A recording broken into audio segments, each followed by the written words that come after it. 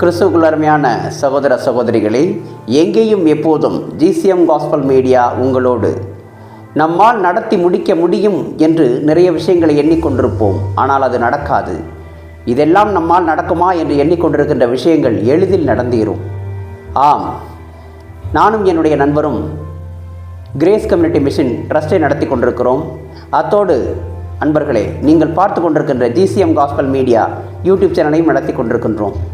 இதற்கு ஒரு நல்ல ஆடியோ சிஸ்டம் தேவை என்று நாங்கள் ஜெபத்திலே நீண்ட நாட்களாக வைத்திருந்தோம். அது குறித்து நேற்று நாங்கள் பேசி கடைக்கு சென்றிருந்தோம். அங்கே விலையை விசாரித்த போது 8,500 ரூபாயில் இருக்கிறது, 13,500 ரூபாயில் இருக்கிறது என்று கடைக்காரர் சொன்னார். ஆனால் நாங்கள் வெறும் 3,500 ரூபாய் தான் கொண்டு போயிருந்தோம்.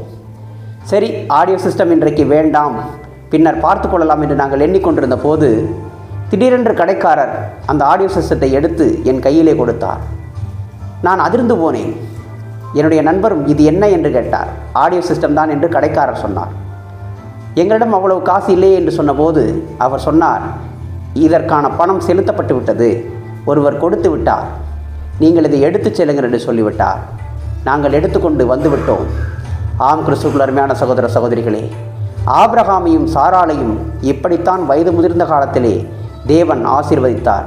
அதுபோலவே கண் பார்வையற்ற எங்களின் தேவையை இவ்வண்ணமாக சந்தித்தார்.